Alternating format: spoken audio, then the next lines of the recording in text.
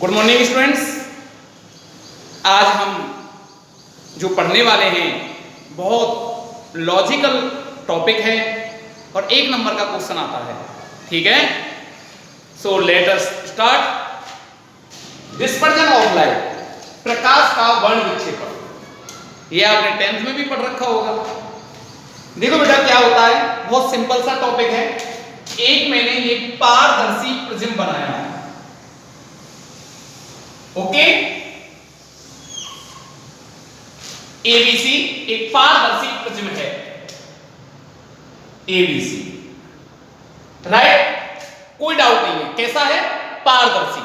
ठीक, इस पर हम श्वेत प्रकाश को इंसिडेंट कराते हैं। ये आपतित श्वेत प्रकाश, आपतित श्वेत प्रकाश। श्वेत का मतलब समझ रहे हो आप? इसमें 7 रंगों का मिश्रण है। कौन कौन से? याद करने का तरीका बता रखा है मैंने आपको।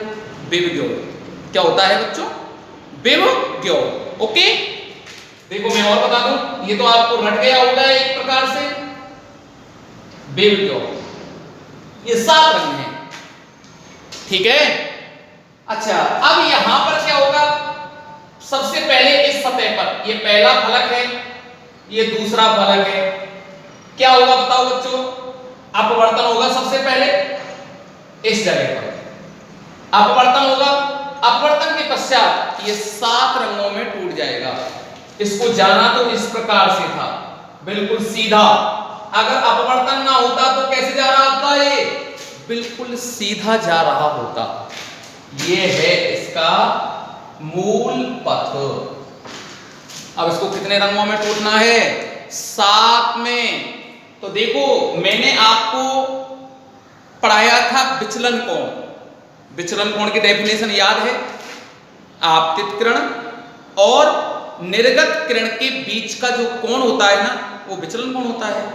विचलन कोण का जो मैंने सूत्र आपको ड्राइव कराया था, डेल्टा बराबर n-1 कोण ए क्या है बेटा? प्रिज्म कोण। n क्या है? अपवर्तनांक। बात समझ में आती है? एक फॉर्मूला बताया है मैंने आपको अपवर्तनांक का, n बराबर c/v। कोई डाउट नहीं है ना? बताओ। अच्छा, n बराबर क्या होता है बेटा? c/v। इस वैल्यू को इसमें पुट करें तो क्या होगा? c/v - 1/कोण ए। यहां तक आपको क्लियर होना चाहिए। अच्छा देखो, जो विचलन कोण है ना, ये तो कांस्टेंट है। ये क्या है? चाल है, माध्यम में चाल। क्या है? माध्यम में प्रकाश किरण की चाल। इसमें उसमें क्या रिलेशन है? इसमें ये रिलेशन आ रहा है कि जिसकी चाल ज्यादा होगी ना, उसमें विचलन कोण कम उत्पन्न होगा। क्लियर? अब देखो यहां चाल कौन से रंग की ज्यादा होती है बेटा? रेड की। और वॉयलेट की कैसी होती है? जरा कम होती है। इसकी चाल ज्यादा तो इसका डेविएशन कम होगा ना। डेविएशन मींस विचलन कोण कम होगा। तो देखो बेटा, अब यहां से ये रेड में टूटा और सबसे ज्यादा होगा वॉयलेट रंग का, बैंगनी रंग का, ठीक है ना। है इन्हीं मार्करों से आपको बता रहा हूं। और बीच में बाकी के 5 कलर होंगे। कौन से कलर होंगे बेटा? 5, 1 2 3 4 और ये 5। इसके बाद फिर अच्छा, यहां मैं पर्दा लगा देता हूं, ये पर्दा, स्क्रीन। अब यहां पर देखो, फिर इसका अपवर्तन होगा 7 रंगों में, तो टूट गया। पहले अपवर्तन हुआ, फिर वर्ण विक्षेपण हुआ, अब 7 रंगों में तो ये टूट चुका है। अब देखो ये कांच है, पारदर्शी, इसका अपवर्तनांक n है। अब देखो कांच से वायु में जा रहा है ना, फिर इसका अपवर्तन होगा। अपवर्तन होगा तो अवलंब से दूर हटेगी ना, तो फिर ये इस प्रकार से जाएगी। ध्यान रखें बेटा, इस प्रकार से फिर इसका अपवर्तन होगा और ये इस टाइप से आपको शो करनी है। यहां पर भी आपको अपवर्तन दर्शाना है, ठीक है ना। और तीर का चिन्ह लगाना ना भूलें, इस बात का विशेष ध्यान रखना। ये तीर का चिन्ह, और ये रंगों का क्रम क्या है? विवग्योर, इस प्रकार से रहेगा। और रंगों के सतत समूह को स्पेक्ट्रम कहते हैं। स्पेक्ट्रम, ये स्पेक्ट्रम कहलाएगा। यहां तक कोई डाउट नहीं होना चाहिए। ओके, ये भी मैंने क्लियर बता दिया कौन से रंग का विचलन ज्यादा होगा बेटा, बैंगनी रंग का। क्यों? बैंगनी रंग की चाल कम होती है, किससे? रेड रंग से। ओके, सबसे ज्यादा तरंग दैर्ध्य कौन से रंग की होती है? लाल की। अच्छा देखिए बेटा, इसकी तरंग दैर्ध्य भी ज्यादा, इसकी चाल भी ज्यादा। इसकी तरंग दैर्ध्य, नीचे एरो लगा रखा है, इसका मतलब कम। इसकी तरंग दैर्ध्य भी कम, इसकी चाल भी कम। ओके, अब इसकी चाल ज्यादा तो डेविएशन कम होगा। देखो रेड में डेविएशन कम हुआ है। डेविएशन ये होता है विचलन कोण, मूल पद से ये नापा जाता है। और ये वॉयलेट का है। वॉयलेट का क्या है? डेल्टा वी, और इसका क्या है? डेल्टा। ये विचलन कोण है। ओके, कोई डाउट नहीं होना चाहिए आपको। तो देखो अब मेरा जो पर्पस है वो क्या है बेटा समझाने का। आ जाए वर्ण विक्षेपण किसे कहते हैं, तो क्या बोलूंगा?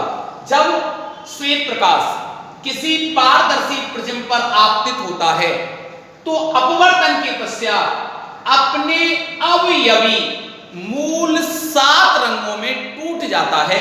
इसी घटना को हम क्या कहते हैं बेटा? डिस्पर्जन ऑफ लाइट, प्रकाश का वर्ण विक्षेपण। ये बात आपको समझ में आनी चाहिए।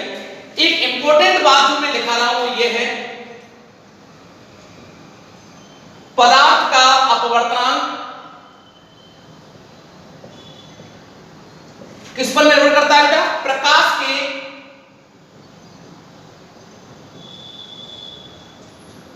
रंग पर निर्भर करता है। ये तो आप बात समझ में आई होगी बेटा। अलग अलग रंगों के लिए अपवर्तनांक का मान अलग अलग होगा। अब ध्यान रखें बेटा, सबसे ज्यादा तरंग दैर्ध्य कौन से रंग की? रेड की। Lambda R is greater than lambda violet. अच्छा, चाल भी इसकी ज्यादा होगी वॉयलेट की, कोई डाउट नहीं है। अच्छा अब देखो बेटा, डेविएशन देखो किसका ज्यादा आया, चित्र से देख लो डेविएशन किसका? रेड का कम है, ज्यादा किसका है? वॉयलेट का। ओके, और अपवर्तनांक भी कौन से रंग के लिए ज्यादा? वॉयलेट के लिए ज्यादा होगा। तो अपवर्तनांक को n से दर्शाते हैं, n वॉयलेट। ये हमने चित्र से प्राप्त कर लिया है, और जो अब तक हमने पढ़ा है उसके बेसिस पर हमने इसको लिख दिया है। ये फॉर्मूला आपका इंपॉर्टेंट है। कोई रटना तो है ही नहीं, पूरी फिजिक्स में बिल्कुल नहीं रटना है। ओके, कोई डाउट नहीं है बेटा, इसलिए आप इसको नोट कर लें। फिर अगला मैं टॉपिक पढ़ाने वाला हूं, जरा जल्दी नोट करें बेटा। देखो नेक्स्ट टॉपिक है कोणीय विक्षेपण। इसको हम थीटा से रिप्रेजेंट करते हैं। ठीक है प्यारे बच्चों, कोई डाउट तो नहीं है। अब देखो बेटा, अब कोणीय विक्षेपण देखो, आपको पता चल रहा है नाम से, कोणीय विक्षेपण। विक्षेपण माने टूटना। कितने रंगों में? 7 रंगों में। ठीक, कोणीय माने कोण, तो 7 रंगों में टूटना। अच्छा एक बात ध्यान रखें, सबसे ज्यादा कौन सा रंग टूटा है? वॉयलेट रंग। इसका कोण ले लो। सबसे कम कौन सा कोण टूटा है, कौन सा रंग टूटा है? रेड। इनके विचलन कोणों का अंतर ही कोणीय विक्षेपण कहलाता है। अब देखो आप ही बताएं, सबसे ज्यादा कौन सा रंग टूटा बेटा? बैंगनी। तो बैंगनी रंग का विचलन कोण? डेल्टा वी, सबसे मैक्सिमम। सबसे कम कौन सा टूटा है? रेड। कोई डाउट है क्या?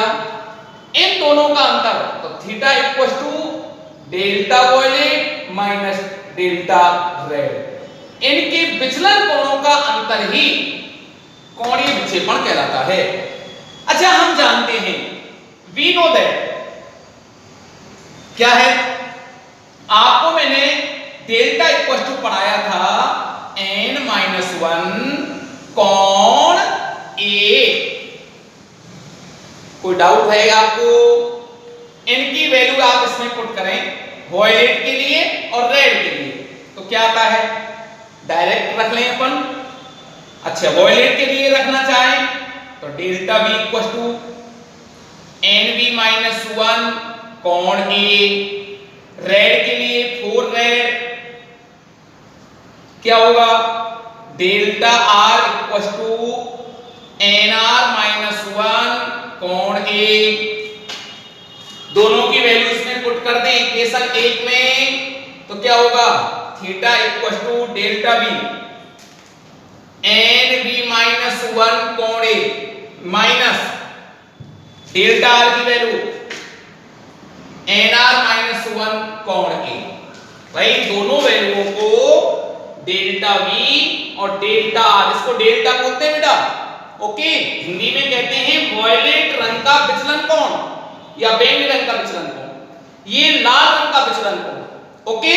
कोई डाउट नहीं होना चाहिए आप लोगों को, है तो बता दो, ठीक है ना। अच्छा अब देखो बेटा, इन वैल्यूओं को आप इसमें रख दें तो थीटा इक्वल टू, इसको सॉल्व कर लो पहले ब्रैकेट को, क्या आएगा कोण ए से कोण ए कट जाएगा, चलो मैं कर देता हूं।